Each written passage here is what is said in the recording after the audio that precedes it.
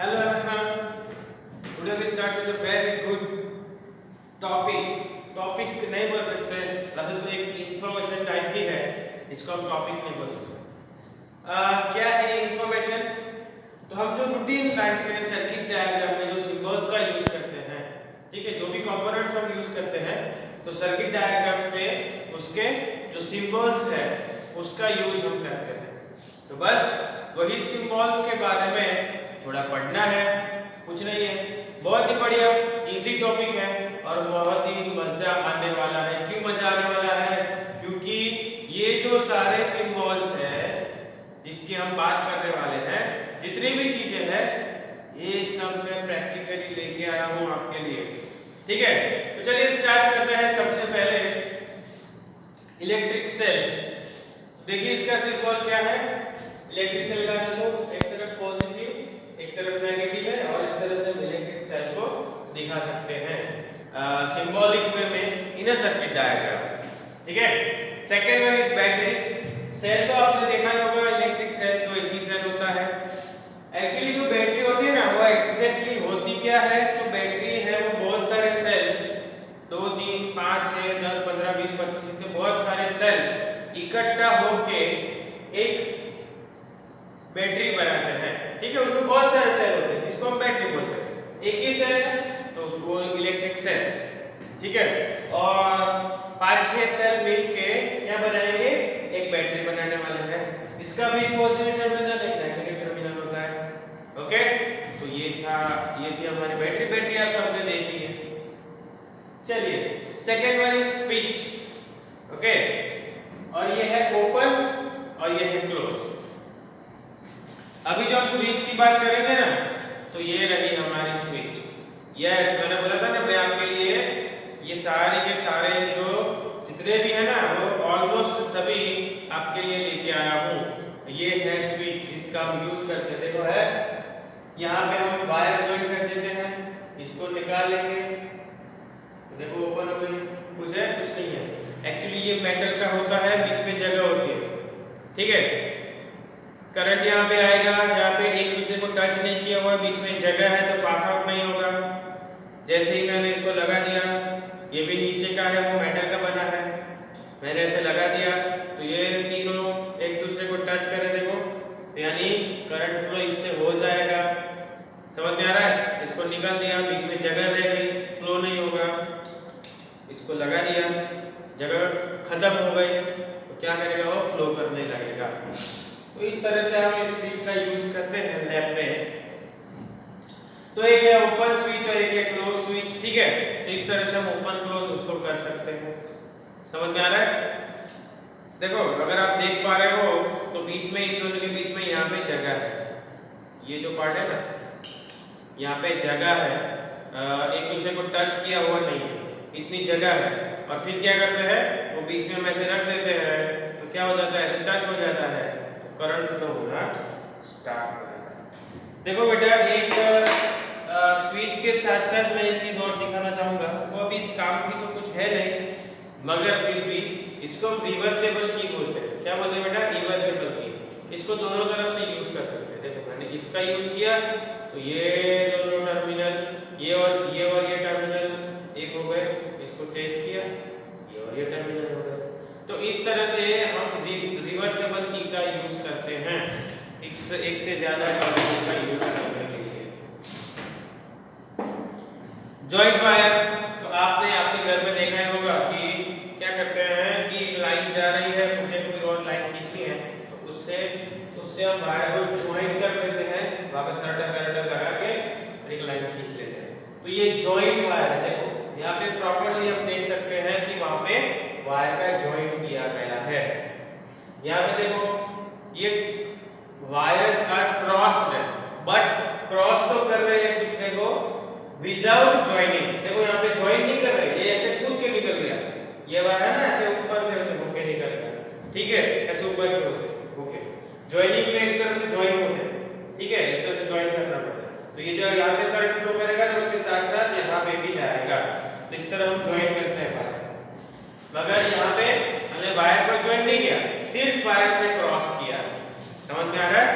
Without joining, joining के बिना।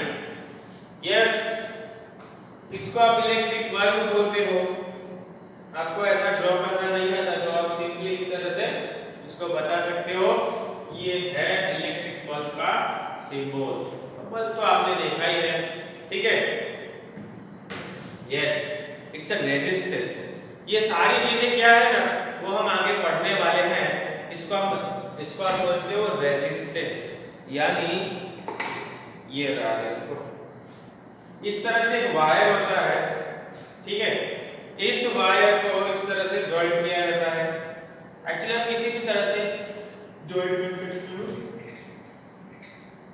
ये रेजिस्टेंस है, कितने का रेजिस्टेंस है हमें फाइंड करना पड़ेगा, ठीक है। तो इस तरह से कुछ फॉर्मूला वगैरह आती है 12th स्टैंडर्ड में, 11 12 स्टैंडर्ड में, जिसका आप ये यूज करोगे और इसका रेजिस्टेंस निकालोगे। तो इस तरह से एक वायर होता है, कितनी लंबाई है, कितनी लेंथ है हम नहीं जानते हैं, ठीक है। तो कुछ फॉर्मूला वगैरह होते हैं, उसका यूज करके इसका रेजिस्टेंस निकालना होता है। तो इस तरह से एक रेजिस्टेंस वायर होता है, ओके। देख सकते हो यहाँ पे वायर लगा हुआ है, वायर, ओके। फिर अगर हम बात करें वेरिएबल रेजिस्टेंस की, ठीक है। वेरिएबल रेजिस्टेंस क्या होता है, देखो ये रहा हमारा वेरिएबल रेजिस्टेंस।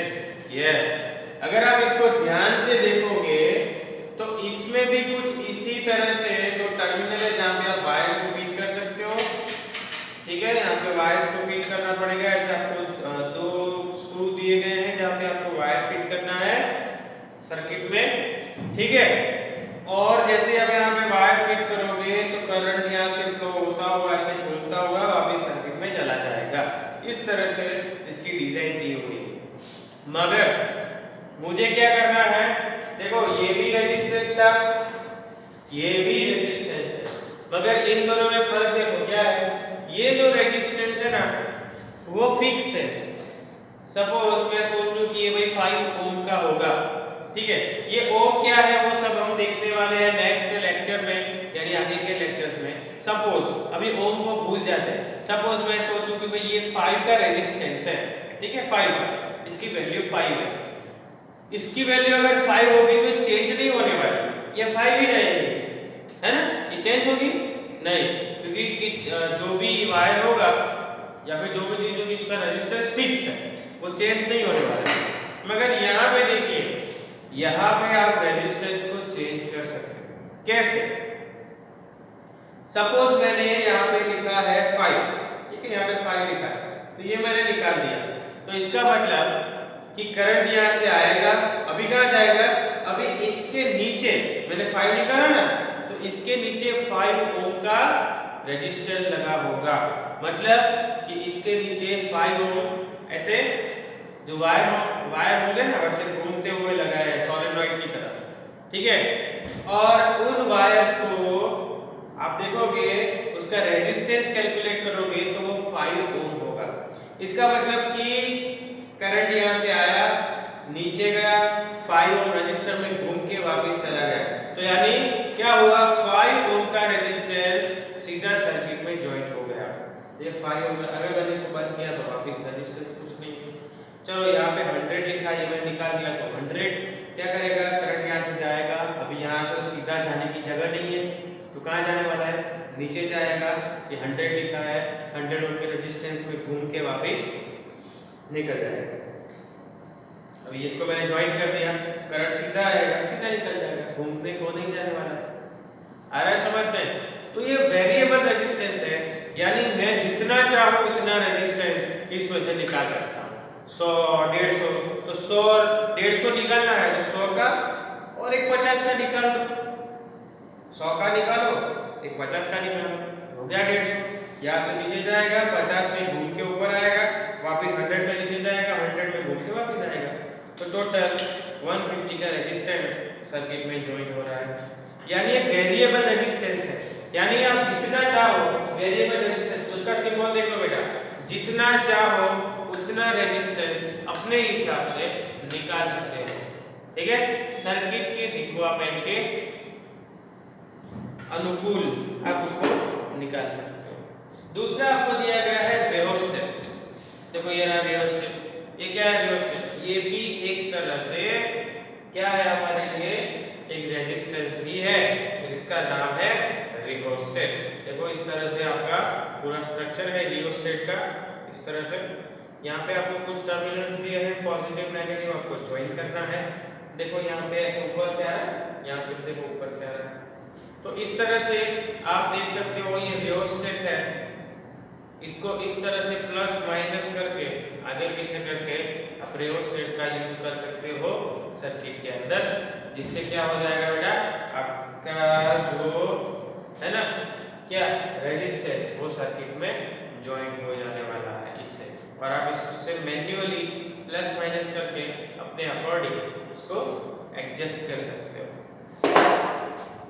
अभी आता है हमारा एमीटर या फिर एमीटर। अभी हमने देखा था लास्ट लेक्चर में करंट में, उसके आगे के लेक्चर में हमने देखा था प्रीवियस लेक्चर में कि भाई जो एमीटर है या फिर एमीटर है उसके दो टाइप्स होते हैं, मिलीमीटर और माइक्रोमीटर। तो मिलीमीटर और माइक्रोमीटर की बात करोगे तो ये रहा हमारा मिलीमीटर और ये माइक्रोमीटर। इस तरह से कुछ देखो इस तरह से कुछ होते हैं मीटर्स। इसमें टर्मिनल्स लगे होते हैं, इसमें आपको वायर लगाना है, ज्वाइन करना है टर्मिनल में।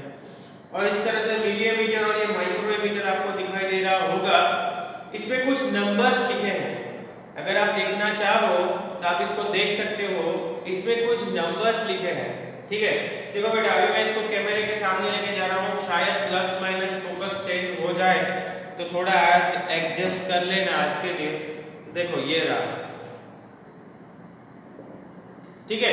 अगर आप इसको देखोगे तो ये है अपना माइक्रो एमीटर, बीच में लिखा होगा म्यू ए, और इस तरह से रेड कलर का देख सकते हो एक नीडल होती है जो घूमती रहती है। आपको इसकी रेंज लिखी होगी 50 0 से लेके 50 माइक्रो एम्पियर तक, 0 से लेके 50 माइक्रो एम्पियर तक ये मेजर कर सकता है। चलिए आगे बढ़े। वैसे ही हमारा ये है मिली एम्पियर, ठीक है। ये मिली एम्पियर देख सकते हो आप, इसमें भी टर्मिनल्स लगे पॉजिटिव नेगेटिव। और ये मिली एम्पियर की जो रेंज है वो देखो 0 से लेके 100 तक की उसकी रेंज है बेटा। 0 से लेके शुरुआत करोगे तो 100 तक वो मेजर कर पाएगा, ठीक है। तो इस तरह से उसकी रेंज होती है। अभी बात करते हैं वोल्ट मीटर की, ठीक है। तो ये रहा अपना वोल्ट मीटर, वो भी उसके जैसा ही है, सेम टू सेम। देखो इसमें भी पॉजिटिव नेगेटिव टर्मिनल्स आपको दिए गए हैं।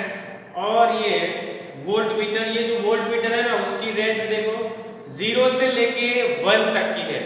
यानी आपको बीच में दिखाई दे रहा होगा 0, 0.2, 0.4, 0.6, 0.8 और 1। इस तरह से उसकी रेंज आपको दी गई है 0 से लेके 1 तक की। तो इस तरह से आपने जो जितने भी सिंबल्स आपको यहाँ पे बताए गए हैं उसके अकॉर्डिंग हमने क्या किया बेटा, उसके अकॉर्डिंग वो सारे जो इंस्ट्रूमेंट्स थे, ठीक है, वो हमने देख लिए हैं। एक एक्स्ट्रा वाला है जो हम देख सकते हैं, ये रहा गैल्वेनोमीटर। इसको बोलते हैं बेटा हम गैल्वेनोमीटर। देखो यहाँ पे बराबर बीच में 0 पे उसकी लाइन होगी और निडल भी 0 पे ही होगी। अब तक हमने जितने भी देखा ना वो सब लेफ्ट से स्टार्ट होते थे, राइट में बढ़ते जाते थे। ये गैल्वेनोमीटर है जो बीच से स्टार्ट होता है। एक्चुअली क्या करता है वो डायरेक्शन फाइंड करता है, किसकी? करंट की डायरेक्शन में। किस डायरेक्शन में करंट बह रहा है? इस डायरेक्शन में करंट बह रहा है या इस डायरेक्शन में करंट बह रहा है? तो डायरेक्शन की बात कर रहा था कि भाई किस डायरेक्शन में जा रहा है करंट, है ना।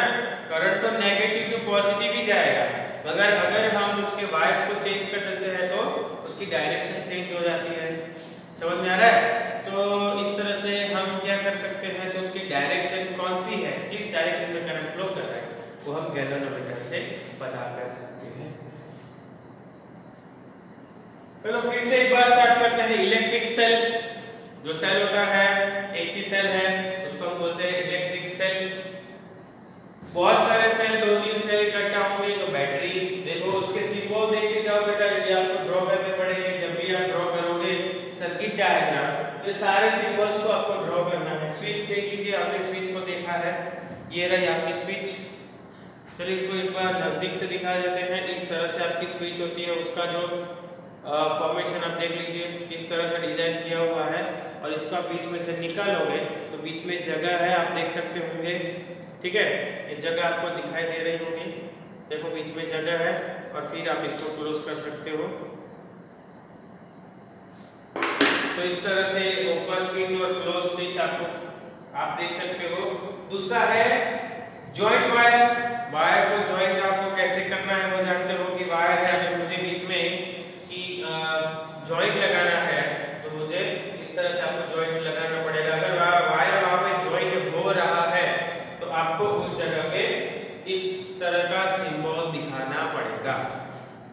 ठीक है, ये वायर क्रॉसिंग, वायर एक दूसरे को क्रॉस कर रहे हैं विदाउट जॉइनिंग, एक दूसरे को ज्वाइन किए बिना ये वायर क्या कर रहे हैं बेटा, एक दूसरे को क्रॉस कर रहे हैं। ठीक है, ये हो गया आपका इलेक्ट्रिक बल्ब। आपने इलेक्ट्रिक बल्ब को देखा ही होगा, मगर इसका सिंबल देख लीजिए, इस तरह से भी आप ड्रॉ कर सकते हो और इस तरह से भी आप ड्रॉ कर सकते हो। Second one is resistance. Resistance का हमने देखा, फिर से एक बार देख लेते हैं। ये इस तरह से कोई रेजिस्टेंस होता है, कितना रेजिस्टेंस है, तो अगर देखा जाए तो ये जो रेजिस्टेंस है वो ऑलमोस्ट 5 ओम का होगा, 3 to 5 ओम का। तो इस तरह से आपको रेजिस्टेंस बताया गया है कि भाई इस तरह से आप उसको लाइनिंग वगैरह से उसका सिंबल है, आप इसको ड्रॉ कर सकते हो। सर्किट डायग्राम में हम जब भी इसका यूज करने वाले हैं आपको इस तरह से इसको ड्रॉ करना पड़ेगा। चलिए, वेरिएबल रेजिस्टेंस की बात की गई है। वेरिएबल रेजिस्टेंस हमने आपको दिखाया, देख लीजिए बेटा, इस तरह से वेरिएबल रेजिस्टेंस होता है और यहाँ पे सब नंबर वगैरह लिखे होते हैं। देखिए 1 to 5 यहाँ पे लिखा है, यहाँ पे 20 to 100 लिखा है। तो इस तरह से यहाँ पे देख लीजिए बेटा, इसको आप ओपन करोगे तो उसके अकॉर्डिंग उसके हिसाब से रेजिस्टेंस वो सर्किट में ज्वाइन हो जाने वाला है। मुझे जितना चाहिए उसके अकॉर्डिंग मैं मैन्युअली अपना रेजिस्टेंस सेट कर सकता हूँ। ओके, तो चलिए ये हो गया रेजिस्टेंस की बात की गई थी, वेरिएबल रेजिस्टेंस। अभी बात करते हैं रियोस्टेट की। देखो बेटा, एक्चुअल में रियोस्टेट ऐसा होता है, ये रहा रियोस्टेट और उसका सिंबल इस तरह से है। इसमें भी आप इसको चेंज करके मैन्युअली कर सकते हो कि सर्किट में मुझे किस तरह से रेजिस्टेंस भेजना है या फिर रेजिस्टेंस करना है। ठीक है, उसके अकॉर्डिंग आप इस तरह से उसको मैनेज करके, प्लस माइनस करके आप उसको अरेंज कर सकते हो। Second one is ammeter. Ammeter में भी हमने दो तरह के एमीटर देखे, माइक्रो एमीटर ये रहा और मिली एमीटर ये रहा। इस दो तरह के हमने एमीटर्स देखे। इन दोनों में आपको क्या देखना था, तो आपको इसकी रेंज देखनी थी, कितने से कितना वो मेजर कर सकता है। दूसरी बात, उसका सिंबल देखिए बेटा, सिंबल क्या है, ए मीटर है, ए करके राउंड कर देना है, plus minus positive negative terminals इसमें भी होंगे।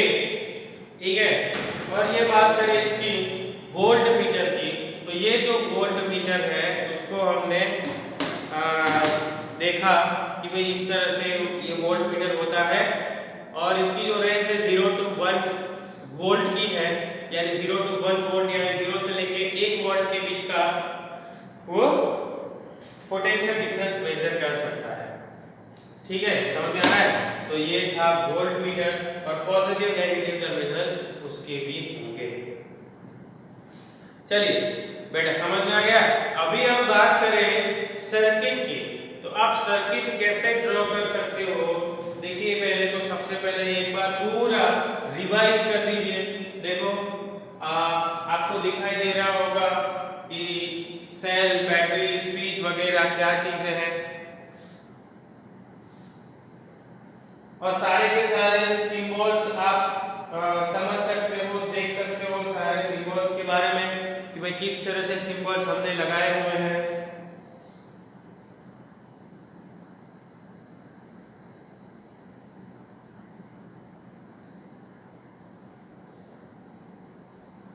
चलिए डन।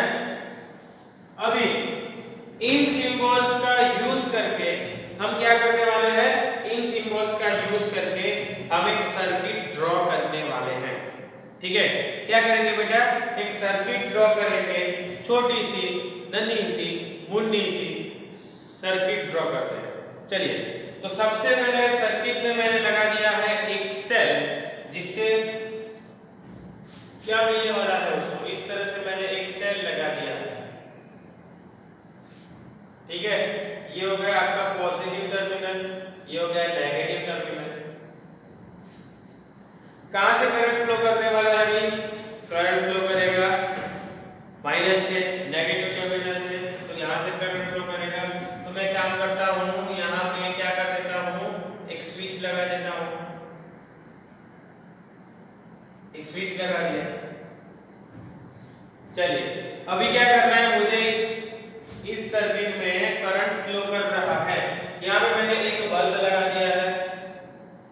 इस बल्ब को मुझे मेजर करना है कि क्या चीज है क्या नहीं है। इस तरह से मैंने एक बल्ब लगा दिया है, बल्ब को मैंने बैटरी से भी जोड़ दिया। चलो, ये जोड़ दिया मैंने बल्ब को बैटरी से, चलो ये जोड़ दिया मैंने बल्ब को बैटरी से,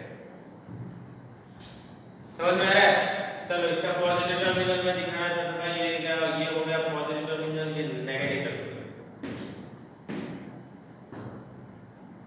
चलिए, अब क्या करें, तो अब तो हमें क्या करना है भाई, कुछ नहीं करना है। वोल्ट मीटर की बात करें तो वोल्ट मीटर हमने सीखा था कि वोल्ट मीटर ऑलवेज पैरेलल होगा, ठीक है, सीरीज में नहीं होगा। सीरीज में क्या होगा, सीरीज में एमीटर होगा।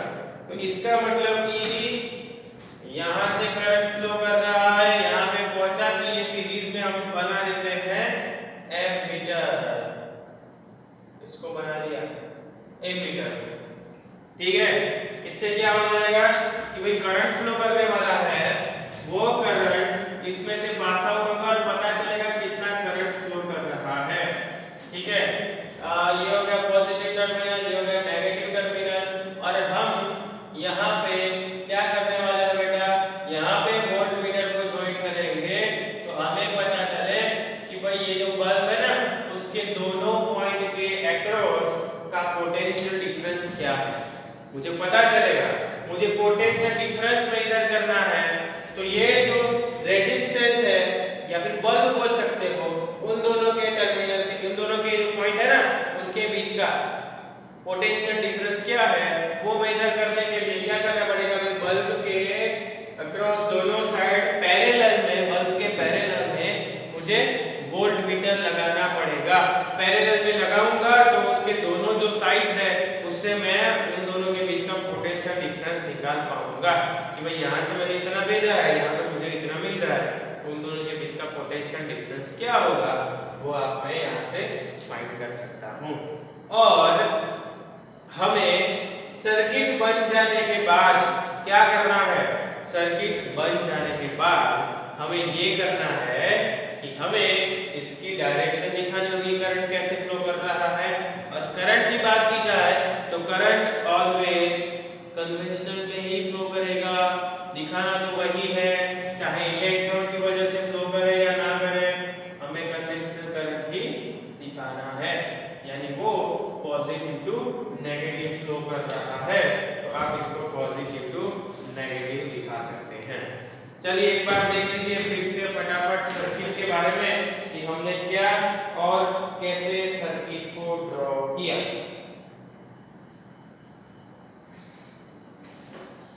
चलो बेटा, एक चीज आपको ये ध्यान रखनी है कि भाई ये नेगेटिव टर्मिनल है, तो एमीटर का ये नेगेटिव टर्मिनल होगा, नेगेटिव से नेगेटिव को ज्वाइन करना है और फिर पॉजिटिव, इस तरह से होगा।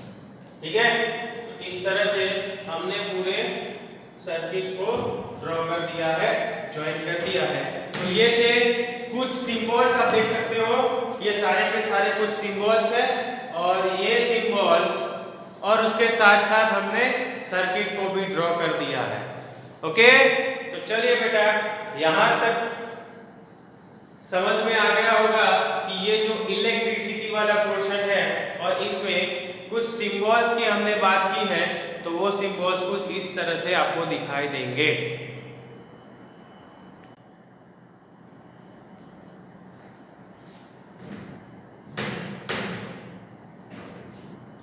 चलो फ्रेंड्स, अभी एक छोटा सा टॉपिक है ओम्स लॉ।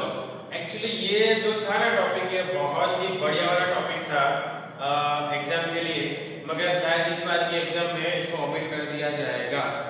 फिर ठीक है, तो हमें क्या करना है, इसको पढ़ना तो है ही, ऐसा नहीं ओमिट कर दिया गया तो इसको छोड़ देना है, चलो गया काम से, बात खत्म, पढ़ना नहीं है। ये पढ़ना ही है। बहुत ही बढ़िया वाला टॉपिक आपको दिया गया है, बहुत ही इजी टॉपिक है। चलिए, ओम नाम के साइंटिस्ट थे, OHM। उन्होंने एक लॉ दिया। उन्होंने क्या किया, उन्होंने बहुत सारे एक्सपेरिमेंट किए इस पे, पोटेंशियल डिफरेंस, करंट, इसका यूज करके सर्किट में उन्होंने बहुत सारे एक्सपेरिमेंट किए। और उन्होंने क्या देखा, तो उन्होंने देखा कि अगर मैं करंट को बढ़ा रहा हूं, पोटेंशियल डिफरेंस को बढ़ा रहा हूं, तो करंट भी बढ़ रहा है। ठीक है, तो इसका मतलब ये हुआ कि वो डायरेक्टली प्रोपोर्शनल हुआ। तो उन्होंने यही बोला कि the current flowing through a conductor such as a metallic wire is directly proportional to potential difference across its end। यानी पोटेंशियल डिफरेंस को जैसे जैसे बढ़ाता जाऊंगा, वैसे वैसे सर्किट में करंट फ्लो करता जाएगा। ठीक है, पोटेंशियल डिफरेंस को मैंने बढ़ाना शुरू किया, वैसे वैसे जो सर्किट है ना उसमें करंट बढ़ता जाने वाला है। तो ऐसा कुछ इन्होंने प्रूव करके दिखाया। ठीक है, तो उन्होंने क्या किया, बहुत सारे जो है ना एक्सपेरिमेंट किए कि भाई इतने रेजिस्टेंस का वायर लिया, ये XYZ वायर लिया, उन्होंने उसमें सबसे पहले एक 1 वोल्ट का पोटेंशियल डिफरेंस रखा, तो देखा करंट कितना मिल रहा है। 2 का रखा, फिर से देखा 3, 4, 5, ऐसे डिफरेंट एक्सपेरिमेंट किए। फिर उन्होंने वायर चेंज किया, पोटेंशियल डिफरेंस का लेवल चेंज किया। ये सारी चीजें करते करते उनको पता चला कि भाई सभी मेटेलिक वायर में या फिर सभी कंडक्टर में ये ऐसा ही होता है कि जैसे जैसे मैं करंट को बढ़ाता वोल्टेज को यानी पोटेंशियल डिफरेंस को बढ़ाता जाता हूँ, वैसे वैसे मुझे करंट भी ज्यादा मिलने लग रही है। तो उन्होंने फिर ऐसा बोला कि the current flowing through a conductor, यानी जो भी करंट फ्लो कर रही है कंडक्टर में से, such as a metallic wire, जैसे कि मेटालिक वायर हम ले लेते हैं, वही तो एक प्रकार का कंडक्टर है, is directly proportional to PD across its end। यानी उसके बीच का जो पोटेंशियल डिफरेंस है ना, उसके डायरेक्टली प्रोपोर्शनल में होता है। तो मैं ऐसा बोल सकता हूं कि जो I है is directly proportional to V।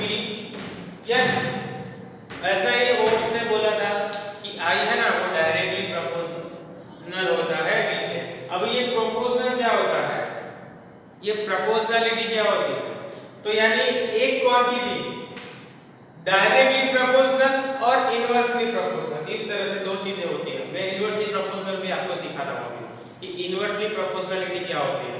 Directly proportional का मीनिंग क्या होता है कि जब एक क्वांटिटी बढ़ेगी ना, तो साथ सामने दूसरी क्वांटिटी भी बढ़ने वाली है। समझ में आया? तो इसको हम क्या बोलते हैं, इसको हम बोलते हैं डायरेक्टली प्रोपोर्शनल। यानी एक क्वांटिटी बढ़ेगी तो सामने वाले भी बढ़ेंगे, एक क्वांटिटी को घटा देंगे तो सामने वाले भी घट जाएगी, कम हो जाएगी। तो इस तरह की जो प्रोपोर्शनलिटी होती है हम इसको बोलते हैं डायरेक्टली प्रोपोर्शनल। देखो ये इससे क्या बोला कि अगर हम करंट को बढ़ाएंगे, पोटेंशियल डिफरेंस को बढ़ाएंगे, तो करंट है वो सर्किट में से फ्लो करने वाली करंट भी बढ़ जाएगी। अगर पोटेंशियल डिफरेंस को घटाएंगे तो करंट भी कम हो जाएगी। तो यही तो बोला, पोटेंशियल डिफरेंस को बढ़ाएंगे करंट भी बढ़ेगी, पोटेंशियल डिफरेंस को घटाएंगे करंट भी घट जाएगी। तो एक बढ़ रही है तो वो भी बढ़ रही है, कम हो रही है तो ये भी कम हो रही है। तो इसलिए इसको बोलते हैं डायरेक्टली प्रोपोर्शनल टू। तो ओम्स ने बोला, ओम ने क्या बोला कि I is directly proportional to V। Okay, if I is directly proportional to V, then we can say that V is also directly proportional to I। Actually इससे हम नहीं बोल सकते, मगर इससे बोल सकते हैं कि V is directly proportional to I। Okay, चलो, V is directly proportional to I। तो अब क्या, तो मुझे प्रोपोर्शनलिटी निकालनी है, ये प्रोपोर्शन है ना, ये निकालना है, तो मुझे क्या करना पड़ेगा?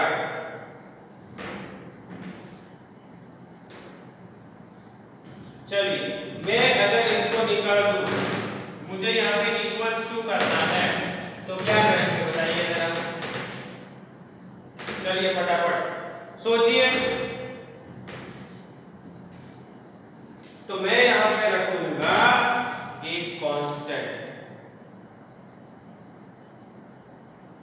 क्या रखने वाला हूं? एक कांस्टेंट को रख दूंगा, कोई ना कोई कांस्टेंट तो मिलेगा। तो उन्होंने क्या देखा कि ये जो कांस्टेंट है ना, ये मिल तो रहा है, अभी कांस्टेंट मतलब क्या कि वो चेंज नहीं हो रहा, वो पर्टिकुलर एक ही मिलने वाला है। तो उन्होंने देखा कि मैंने v को चेंज किया, i को चेंज किया, वो भी i भी चेंज हो रहा है, जैसे जैसे v को चेंज कर रहा हूं वैसे वैसे i भी चेंज हो रहा है। तो ये कांस्टेंट है क्या चीज, और ये कांस्टेंट किस चीज का आ रहा है? फिर उन्होंने क्या किया, दूसरा वायर लिया, फिर से यही एक्सपेरिमेंट किया। तो उन्होंने देखा कि सेम एक्सपेरिमेंट करने से दूसरे वायर में तो कांस्टेंट चेंज हो जाता है, यानी फिर उनको पता चला कि ये जो कांस्टेंट आ रहा है वो किसकी वजह से आ रहा है? वायर की वजह से आ रहा है। यानी वायर में कुछ ऐसी प्रॉपर्टी होनी चाहिए कि जो मुझे कांस्टेंट दे रही हो, और वो क्या चीज है? तो उन्होंने फिर पता लगाया कि वायर में कोई भी आप कंडक्टर लेते हो उसमें एक तरह का रेजिस्टेंस होता है। क्या होता है बेटा? रेजिस्टेंस, जो करंट को फ्लो करने से रोकने का ट्राई कर रहा होता है। ठीक है, रोकने का इन द सेंस फ्लो तो करने दे रहा है, मगर कुछ तो होगा ना फ्रिक्शन जैसा, जैसे हम फिजिक्स में बोलते हैं ना फ्रिक्शन वगैरह, मोशन में बोलते हैं, वैसे ही इलेक्ट्रिसिटी में भी कोई फ्रिक्शन लग रहा होगा, कोई तो रुकावट होगी जो इलेक्ट्रिसिटी को पास होने के लिए थोड़ा रोक रही होगी, थोड़ा रोक तो रही होगी, और वो जो रोक रही है चीज उसको हम बोलते हैं रेजिस्टेंस। और ये जो कांस्टेंट है, ये जो कांस्टेंट हमें मिल रहा है, ये कांस्टेंट हमें रेजिस्टेंस के कारण मिल रहा है। तो उन्होंने फिर बोला कि v by i is also constant, और ये जो कांस्टेंट है, ये जो कांस्टेंट आपको मिला है, ये क्या है? ये तो रेजिस्टेंस है। इस v by i is equals to resistance का, यानी उन्होंने मटेरियल चेंज किया तब जाके कांस्टेंट चेंज हुआ। बाकी तो उन्होंने एक ही वायर था, उसमें डिफरेंट एक्सपेरिमेंट किए, कांस्टेंट तो चेंज नहीं हुआ, वो तो वैसा ही रहा। तो फिर उन्होंने क्या किया? वायर को चेंज कर दिया। तो वायर को जैसे ही चेंज किया तो उनको एक कांस्टेंट की वैल्यू भी चेंज हो गई। तो पर्टिकुलर मटेरियल के लिए उसका कांस्टेंट अलग रहता है। तो यही तो बात थी। तो इस तरह से रेजिस्टेंस की प्रॉपर्टी हो जाती है, वायर की प्रॉपर्टी हो जाती है टू रेजिस्ट द इलेक्ट्रिसिटी, यानी इलेक्ट्रिसिटी को थोड़ा रेजिस्ट करना। और ये किस पे डिपेंड करता है? कि जो मटेरियल है ना उस पे डिपेंड करता है। और ये जो कंडीशन है वो पर्टिकुलर टेम्परेचर और फिजिकल क्वांटिटीज की बात की जाए तो वो सेम रहनी चाहिए। ठीक है, आपने पहले किया भाई 25 डिग्री सेल्सियस पे ये एक एक्सपेरिमेंट किया, फिर 100 डिग्री सेल्सियस पे एक एक्सपेरिमेंट किया, फिर बोला कि भाई वो तो गलत बोला है, मेरा तो इतना आ रहा है। ऐसा नहीं है, आप एक पर्टिकुलर कंडीशन पे कीजिए, आपको परफेक्टली आंसर मिलेगा। ठीक है, तो टेम्परेचर और बाकी जो फिजिकल क्वांटिटीज है वो सेम रहनी चाहिए, रिमेन सेम। ओके, तो ये हो गया r v by i, v i। अगर इसको देखा जाए तो इसको मैं क्या लिख सकता हूँ? इसको मैं लिख सकता हूँ v i, और ये कांस्टेंट यानी r, v i r। और अगर i के फॉर्म में लिखना हो तो i v by r, और r v by i। तीनों के फॉर्मेट में हमने लिख लिया है। v i r, i v by r, और r v by i। देखो बेटा यहाँ पे, देखो यहाँ पे क्या हो रहा है? ये देखो, चलो इसको भूल जाते हैं। अगर r एक कांस्टेंट ले लेते हैं, देखो r अगर कांस्टेंट है तो v is directly proportional to i, यही है ना। अगर r कांस्टेंट है तो v is directly proportional to i, या फिर i is directly proportional to v। मगर करंट की बात की जाए तो अगर हमें v है ना, अगर उसको हमने कांस्टेंट ले लिया, क्या लिया कि भाई v कांस्टेंट है, v को हमने चेंज नहीं करना है, v हमें कांस्टेंट रखना है, तो क्या हो जाएगा। तो देखो ये i is inversely proportional to r, i क्या हो जाएगा, इनवर्सली प्रोपोर्शनल टू r। ये ध्यान से, अगर मैंने v को कांस्टेंट कर दिया, v को मैं चेंज नहीं कर रहा, v कांस्टेंट हो गया, ठीक है, v को भूल जाइए, तो क्या हो जाएगा i is equals to 1 by r, v को मैं निकाल दूं तो क्या हो जाएगा 1 by r, और ये देखो i is inversely proportional to r।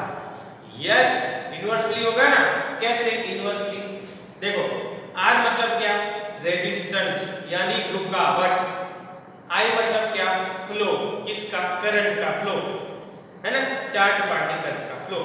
अगर रुकावट ज्यादा है, रेजिस्टेंस ज्यादा है, तो करंट फ्लो ज्यादा होगा या कम।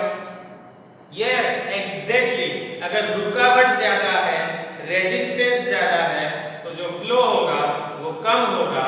तो यानी रुकावट ज्यादा, फ्लो कम, इनवर्सली प्रोपोर्शनल होगा ना उल्टा।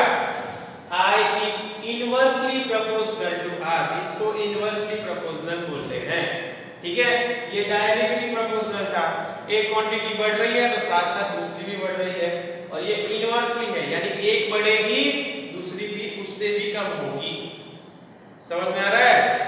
तो यही तो है कि अगर क्या करता हूं मैं, रेजिस्टिविटी बढ़ा देता हूं, ठीक है, R को मैं बड़ा कर देता हूं, तो इसमें से करंट फ्लो कम हो जाएगा। और यही तो कारण है इंसुलेटर्स है ना, उसका R यानी रेजिस्टिविटी यानी रेजिस्टेंस ज्यादा होता है।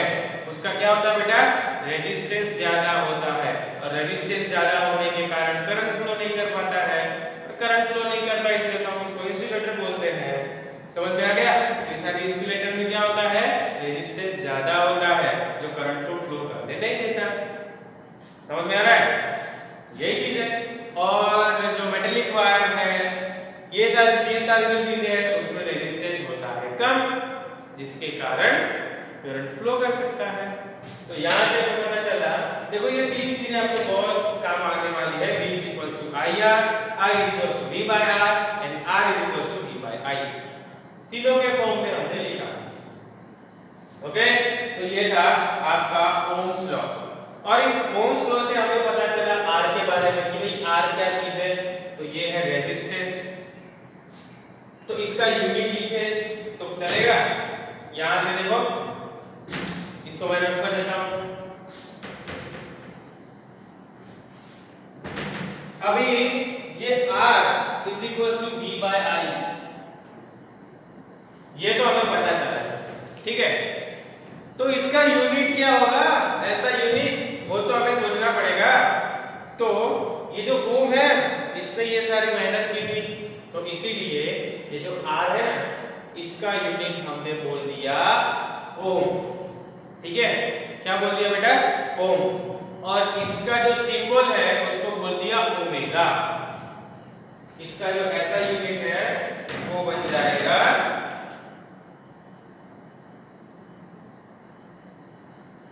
क्या हो जाएगा बेटा, ओम, ठीक है। और इसका जो सिंबल है इस तरह से हो जाएगा ओमेगा। क्या हो जाएगा बेटा, ओमेगा। ये सिंबल है, पूरा नहीं है, ब्रैकेट मत करना। हाँ, ये सिंबल है ओमेगा। ओके, तो अगर इसकी बात करें तो क्या हो जाएगा, 1 ohm is equal to 1 ohm is equal to V यानी 1 वोल्ट अपॉन I यानी 1 एम्पियर, यानी 1 ohm is equal to 1 volt by 1 ampere. अभी भी मुझे इसको प्रॉपर फॉर्म में लिखना हो तो मैं इस तरह से लिखता हूं 1 omega is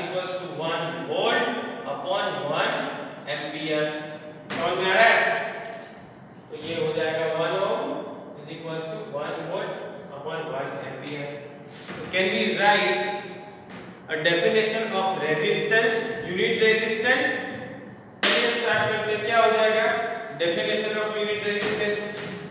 If a potential difference PD across the two ends, यानी जो दो ends हैं किसके, of a capacitor is 1 volt, यानी जो कैपेसिटर है कंडक्टर है, उस कंडक्टर के दो एंड्स हैं, उन दोनों एंड्स में अगर उसका पोटेंशियल डिफरेंस 1 वोल्ट हो जाता है, कंडक्टर्स के जो एंड्स है उन दोनों के बीच का पोटेंशियल डिफरेंस अगर 1 वोल्ट होता है and the current through it is 1 ampere, उसमें से पास होने वाली जो करंट है अगर 1 एम्पियर पास आउट होती है, उसमें से 1 एम्पियर की करंट पास होती है, तो क्या हो जाएगा, तो देखिए then the resistance R of the conductor is 1 volt, then the resistance R of a conductor is a 1 volt.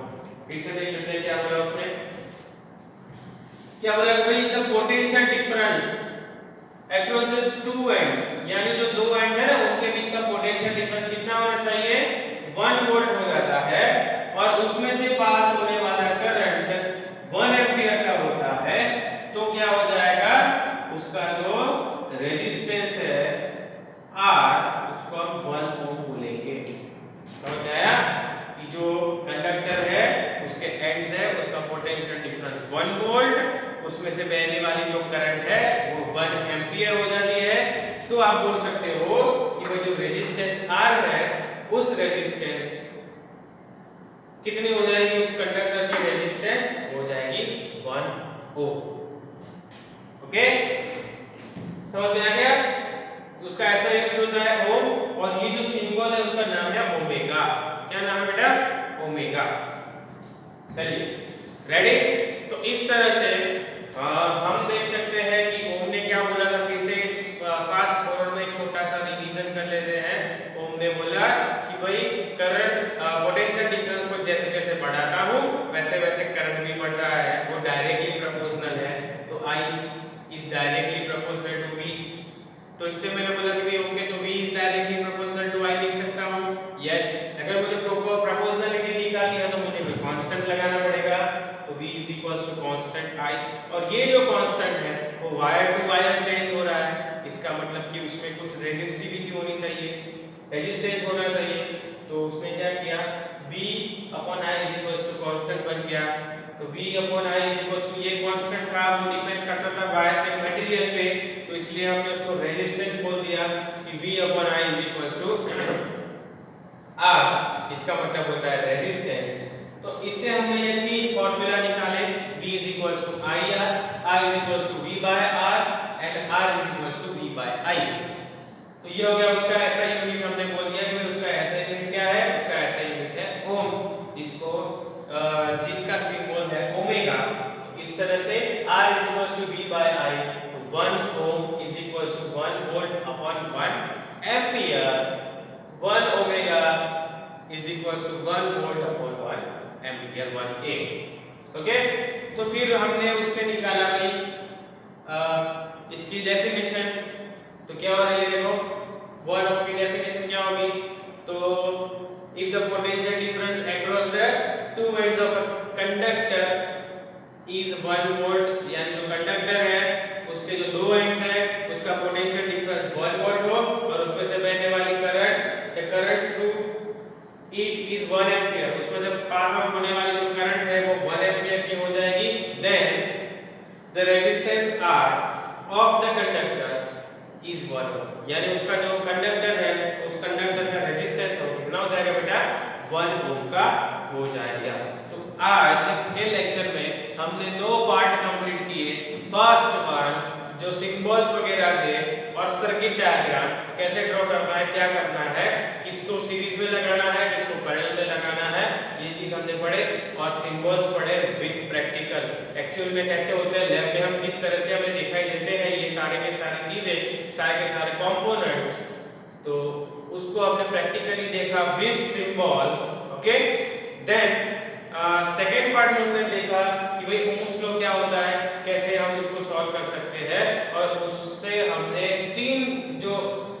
बहुत ही इंपॉर्टेंट फॉर्मूलाज है जो हमें काम आने वाले हैं न्यूमेरिकल्स में, वो हमने यहाँ पे तीनों